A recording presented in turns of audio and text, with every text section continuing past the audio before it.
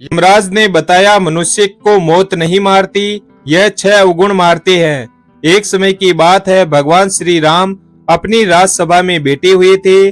तभी वहां पर एक सेवक ने आकर बताया कि आपके पिता तुल्य बूढ़े मंत्री सुमंत की मृत्यु हो गई है।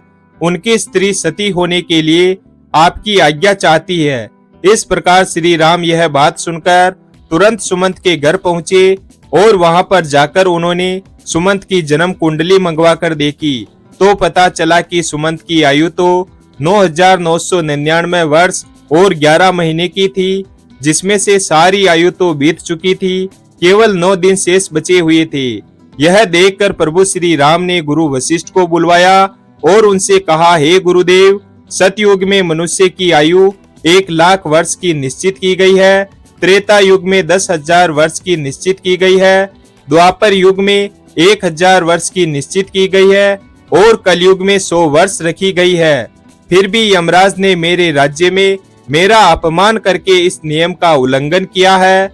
मेरे मंत्री की आयु अभी पूरी नहीं हुई है, पूरी होने में अभी 9 दिन बाकी है, तो उन्हें यमराज यहाँ से क्यों ले गए? मैं भी यमराज को बांध कर ले आऊंगा और सुमंत को जीवित करवाऊंगा। इतना कहकर प्रभु श्री राम गरुड़ पर बैठकर यमराज की नगरी चल दिए। तब रास्ते में उन्होंने पासों में बंधे हुए सुमंत को देखा, जिन्हें यमदूत ले जा रहे थे। देखते ही प्रभु श्री राम ने यमदूतों को मारकर सुमंत को यमदूतों के हाथों से छुड़ा लिया।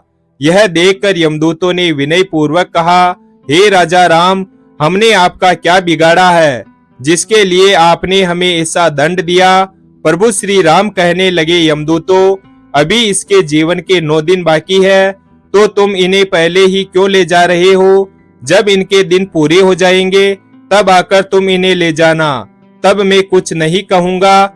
इस प्रकार प्रभु श्री राम की बात सुनकर यमदूत कहने लगे कि हे राजा राम, इनका जन्म एक अजीब तरह से हुआ था।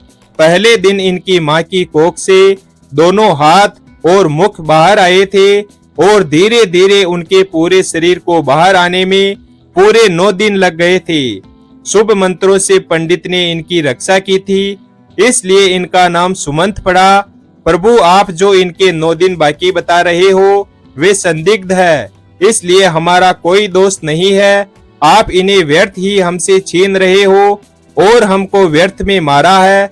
इस तरह यमदूतों की बात सुनकर प्रभु श्री राम ने कहा, हे यमदूतों, जिस दिन माता के गर्भ से इनका अच्छी तरह जन्म हुआ है वही जन्म का दिन माना जाएगा। जिस दिन इनका जन्म का उत्सव मनाया गया है वास्तव में वही जन्मदिन होता है। अभी इसके 9 दिन बाकी है, तुम लोग जाओ और 10वें दिन आकर इन्हें ले जाना, तब मैं तुम लोगों को नहीं रोकूंगा। इस तरह यमदूतों को फटकार कर प्रभु श्री राम ने भगा दिया। इधर श्री राम अयोध्या में लौट कर आए तो सुमंत जीवित हो चुका था। उनके परिवार वाले उन्हें जीवित देखकर बड़े ही प्रसन्न थे। सुमंत ने अपने जीवन के आखिरी 9 दिन जानकर खूब दान पुण्य करना आरंभ कर दिया। उधर वे यमदूत दुखी होकर यमराज के पास लौट गए और कहने लगे, हे यमराज, रास्ते में राम ने हमें मारकर सुमंत को छुड़ा लिया, क्योंकि उनके जीवन के 9 दिन बाकी रह गए थे। वह 9 दिन पूरे होने पर ही राम उन्हें आने देंगे। इस प्रकार यमदूतों के मुख से उनकी पराजय की बात सुनकर यमराज क्रोध से लाल पीले हो गए और उन्होंने राम पर आक्रमण करने के लिए इंद्रदेव, अग्निदेव, वायुदेव और जिस जिस देवता से भी सहायता मांगी तो सबने एक ही बात कही, हे यमराज, क्या तुम पागल तो नहीं हो गए हो जो विष्णु भगवान के साथ युद्ध करना चाहते हो?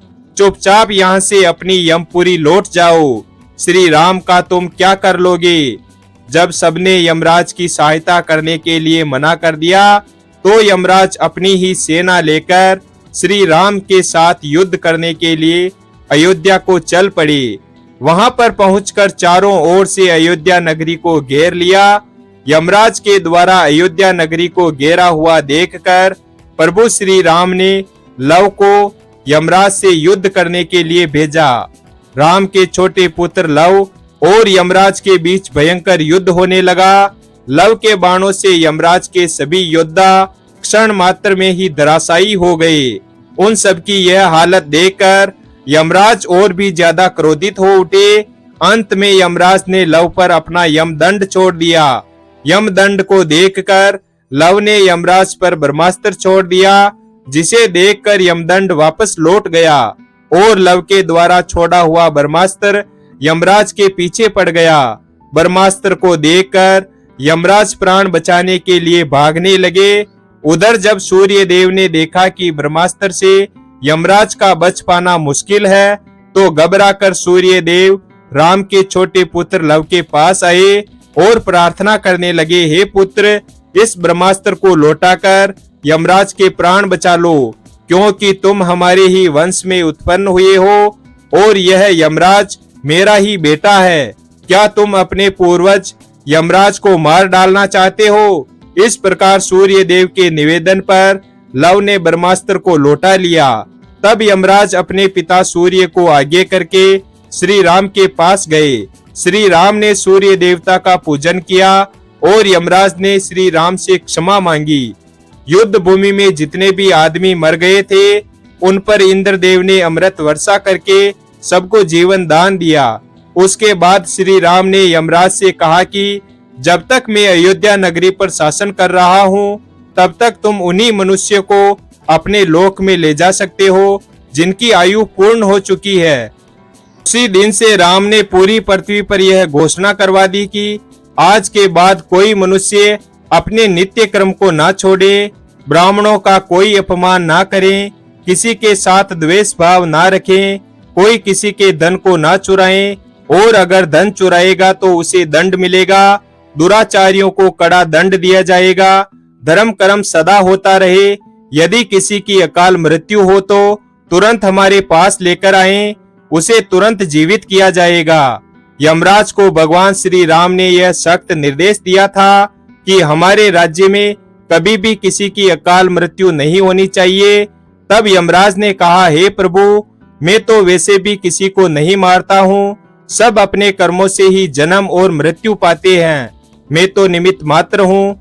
आयु पूर्ण होने पर मिलने वाली मृत्यु और अकाल मृत्यु का प्राणी स्वयं ही कारण होता है, इसमें किसी का कोई दोष नहीं होता है।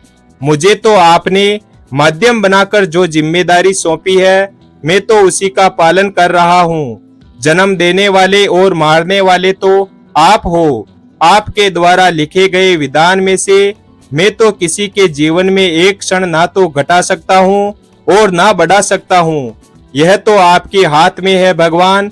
आप चाहे तो मृत्यु का समय पूरा होने के बाद भी प्राणी को आयु प्रदान कर सकते हैं।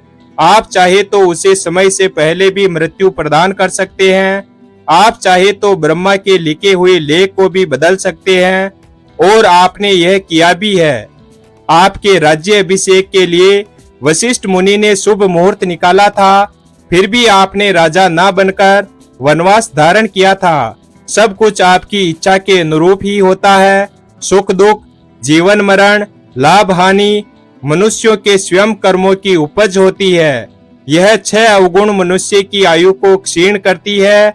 अभिमान, व्यर्थ का बोलना, त्यागहीनता, क्रोध, उदरपूर्ति, दोस्त से विद्रोह, ये 6 अवगुण तीखी कटार है जो मनुष्य की आयु को घटाती रहती है। यही अवगुण मनुष्य का वध करते हैं। रावण, कंस, हिरण्यकश्यप, इन्हें मृत्यु ने नहीं मारा, इन्हें मारा था उनके अभिमान ने। शिशुपाल, दुर्योधन, शकुनी, कर्ण को मृत्यु ने नहीं मारा, इन्हें मारा था इनके बड़पोलेपन ने। जो दोषों को नहीं त्यागता, उनमें लिप्त बना रहता है, उसे उसके दोष ही मृत्यु के समीप पहुंचा देते हैं। क्रोध ऐसा राक्षस है, जिसके सर पर बैठ जाए उसकी बुद्धि और विवेक को खा जाता है और क्रोधवश ऐसा कर जाता है जो मृत्यु तक स्वयं ही पहुंच जाता है। मनुष्य खाने के मामले में भी कभी कभी वह इतना गिर जाता है कि अच्छा बुरा कुछ नहीं देखता। खाने योग्य वस्तु है उसे भी और ना खाने योग्य वस्तु है उसको भी खा जाता है। तरह तरह के जहरीले पदार्थों का सेवन करने से अपनी आयु को क्षीण कर डालता है। इसमें मृत्यु का क्या दोष है? दोस्त के साथ जो बुरा बर्ताव करता है, उसे धोखा देता है, उसे अपमानित करता है, वह भी मौत से नहीं अपने ओछे कर्मों से मरता है। प्रभु श्री राम को प्रणाम करके यमराज अपनी यमपुरी लौट गए। वीडियो अगर पसंद आया हो तो वीडियो को लाइक और हमारे चैनल शिव भक्त को सब्सक्राइब करें और अपने दोस्तों के साथ शेयर करें। धन्यवाद। और कमेंट बॉक्स में जय श्री राम अवश्य लिखें।